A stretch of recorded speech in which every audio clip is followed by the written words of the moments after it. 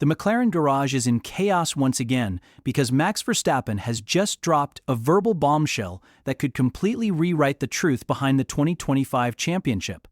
According to the reigning king of F1, Oscar Piastri didn't just lose a title, he was sabotaged by his own team. Max Verstappen isn't just criticizing McLaren's decisions, he's questioning the very soul of Oscar Piastri's championship campaign. And when a four-time world champion openly says a rival sold his soul to his team, that's not banter, that's an accusation that could shape McLaren's future heading into 2026. So, if you want to understand what really happened behind closed doors and why this matters more than ever, make sure you subscribe now because this story is far from over. To truly understand why Max Verstappen's words have shaken the McLaren garage once again, we need to go back to the precise moment where everything began to unravel. The Italian Grand Prix at Monza 2025. Team order issued. Team order listened to Lando. At that stage of the season, Oscar Piastri was not just a championship contender. He was the championship favorite, calm, consistent, brutally efficient, and sitting 34 points clear of Lando Norris. Inside the paddock, many believed Piastri had already won the psychological war. He looked like a future world champion in waiting until McLaren made a decision that would quietly change the entire power structure of the team. Team order issued. Team order listened to Lando Norris. Despite running ahead on track, Piastri was instructed to give up position to Norris. The justification: Norris had pitted later, lost time due to a slow stop, and McLaren believed restoring positions was the fairest solution. On paper, it sounded logical, but Formula One is not run on paper. It's run on momentum, authority, and internal hierarchy. Piastri hesitated. He questioned the order and then he complied. That single radio message is what Verstappen now points to as the turning point of the 2025 season, because in his eyes, that wasn't teamwork, it was submission. If you do that once, Verstappen said, you sell your soul. This is classic Verstappen thinking. In his world, a driver is never just racing the opposition. He is also racing his own team. The moment a team realizes you will sacrifice your own championship position for internal harmony, they gain leverage.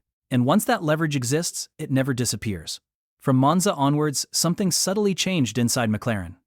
Strategic calls became more conservative for Piastri. Riskier decisions increasingly leaned toward Norris. And while nothing was ever obvious enough to spark outrage, the pattern was there.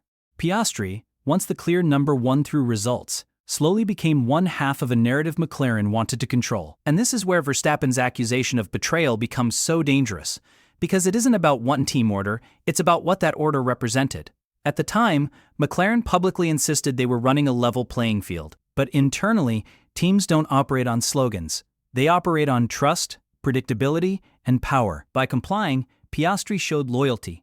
But in Formula One, loyalty without resistance can be interpreted as weakness. The outcome speaks volumes. By the end of the season, Oscar Piastri, who once led comfortably, finished third. Lando Norris became world champion. And Max Verstappen, driving a Red Bull in turmoil, missing a team principal, and starting from 104 points behind, came within 2 points of completing one of the greatest comeback titles in F1 history. 2 points. That's why Verstappen insists the championship would have been decided much earlier if he had been driving the McLaren. Not because he believes the car was faster, but because he believes he would never have allowed the team to dictate his destiny. Naturally, Norris pushed back. He dismissed Verstappen's comments as uninformed, accused him of misunderstanding McLaren's internal dynamics, and suggested that Red Bull's aggressive culture clouds his judgment. But Verstappen didn't retreat. He doubled down. And the paddock noticed, because Verstappen's credibility doesn't come from words, it comes from results. When a driver with his record speaks, people listen differently. Not because they agree with everything he says, but because his career has been built on proving that authority inside a team matters just as much as speed on track. Despite losing the title, he was voted Driver of the Year by both his fellow drivers and the team principals. That alone gives weight to his perspective. These are the people who see the data, who understand the politics, and who know how fragile a championship campaign really is. When someone like that says a championship contender was undermined by his own team, it forces the entire paddock to pause. It reframes the conversation from bad luck or poor strategy into something deeper, something structural. And then there's the context of Verstappen's own season. Red Bull was in crisis. Christian Horner was dismissed after the British Grand Prix. The team was unstable, internally fractured, and under enormous pressure. Most drivers would have folded in that environment. Most would have lost momentum, lost confidence, and accepted that the season was slipping away. And yet Verstappen thrived. He clawed back points, not through cooperation, but through confrontation, through refusing to accept limitations, internal or external. He demanded clarity. He demanded authority. And most importantly, he demanded that his own championship ambitions came first. That contrast is impossible to ignore. On one side, you have a driver who bends for the sake of harmony. On the other, a driver who breaks harmony if it threatens his title. Neither approach is morally right or wrong, but in Formula One, history shows us which one usually wins championships. The sport does not reward obedience, it rewards control. Now, as Formula One prepares for the 2026 regulation reset, this story takes on a whole new significance. New engines, new chassis, and potentially a complete reshuffling of the competitive order mean every team is starting from a position of uncertainty. For McLaren, the question isn't just about performance. It's about leadership, clarity. Who is the team truly built around? Who gets priority when margins become thin? And who carries the final authority when strategy and ambition collide? Oscar Piastri enters 2026 with unfinished business. Talent has never been the issue. His pace, intelligence, and composure are already at world championship level. But after 2025, one question lingers inside the paddock. Will he still play the obedient soldier, or will he take back control of his narrative? Because drivers are not remembered for how well they followed orders, they are remembered for the moments when they refused to.